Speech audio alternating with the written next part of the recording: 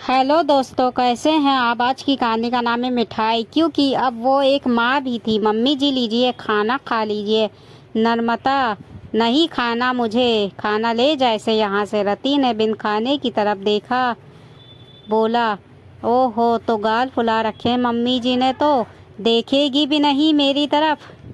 नर्मदा मुस्कुराते हुए बोली, तो तुझे क्या फ़र्क पड़ता। अभी तो मुझे डांट रही थी जैसे मेरी बहू नहीं सास हो। तो अब क्यों आई है, जा यहाँ से। रति बोली, मम्मी जी आप जब बच्ची बन जाओगी तो मुझे तो माँ बनना होगा ना। क्यों खा रही थी आप इतना मीठा, जब डॉक्टर ने मना किया। अब आपका ध्यान मैं नहीं रखूंगी तो कौन रखेगा, बोलिए। नर्मदा रूठी सास के गाल पर हाथ लगाते बोली, किसने कहा तुझे मेरा ध्यान रखने को। मैंने सारे घर का ध्यान रखा इतने साल से, तो अपना नहीं रख सकती क्या।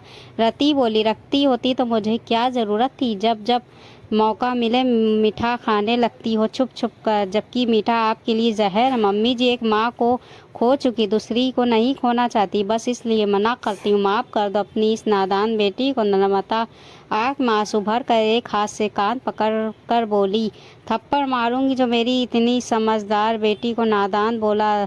तो जो मेरी बेटी ही नहीं मेरी माँ भी है। बहू के आंसू देखकर सास का गुस्सा सारा गायब हो गया। उन्होंने बहू को अपनी कमज़ोर बाहों में मजबूती से जकड़ लिया। थोड़ी देर पहले जो सास गाल फुलाए पड़ी थी, अब आशीर्वाद की झड़ी लगा रही थी।